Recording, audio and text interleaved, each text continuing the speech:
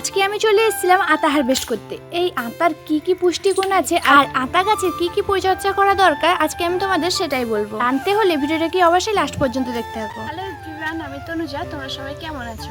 আমার আবারও একটা লং ভিডিওতে তোমাদের স্বাগত জানাই। আজকে আমি কিছু ফল হারভেস্টিং করব আর সেটাই তোমাদের পুরোটা দেখাবো। তোমাদের সাথে এই আতার পুষ্টিগুণ ও গাছ পরিচর্যা সম্পর্কে বলতে বলতে দেখো আমি এখানে আতাও হারভেস্ট করে নেব। আতা কিন্তু খুবই সুস্বাদু একটি ফল। খেতে যেমন সুস্বাদু তেমনি শরীরের পক্ষেও খুবই ভালো, কারণ এই গাছের পরিচর্যা সম্পর্কে যদি বলো তাহলে খুব একটা সার ওষুধের এর প্রয়োজন হয় না। সার ওষুধ ছাড়া খুব সহজেই কিন্তু এর ফলন হয়, তাই বলে এই ফল খেলে স্বাস্থ্যের পক্ষে খুবই ভালো। আবার অনেকের মুখে বলতেও শুনেছি এটা নাকি ক্যান্সার আর ডায়াবেটিস প্রতিরোধে খুবই সাহায্য করে। আর একটা ইম্পর্টেন্ট কথা কি তোমরা জানো, অনেকে আবার বলে থাকে এই আতা গাছের পাতা নাকি বাচ্চাদের দিয়ে রাখলে ওদের নাকি নজর লাগে না। আমাদের যে এই গাছটা তোমরা দেখতে পাচ্ছ এটা কিন্তু 5 বছর বয়স, আর এই পুরো 5 বছরে এই প্রথম এই গাছটিতে আতা ধরেছে আর সম্পূর্ণ সার ওষুধ ছাড়া দেখো কত ফলনও হয়েছে। আতা গাছের বীজ থেকেও খুব সহজেই চারা তৈরি করা যায়। আর এদিকে দেখো আতা পারতে পারতে আমার পুরো ডাংটাই ভেঙে গেল। মনে হয় আজকে আমার ভগবানও আমার সাথে। যাই হোক, খাবো যখন একটু কষ্ট তো করতেই হবে, তাই বলে লেগে পড়লাম আবারও একটি লাঠি নিয়ে। যাই হোক, আমি তো বলবো তোমরাও ঘরে অবশ্যই আতা গাছ লাগিও,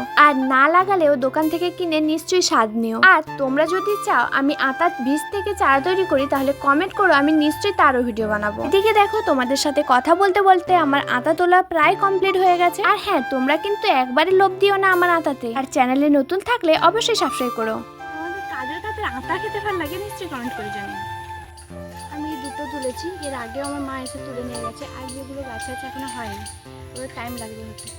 এই দুটোই এখন গাছে তুলেছি।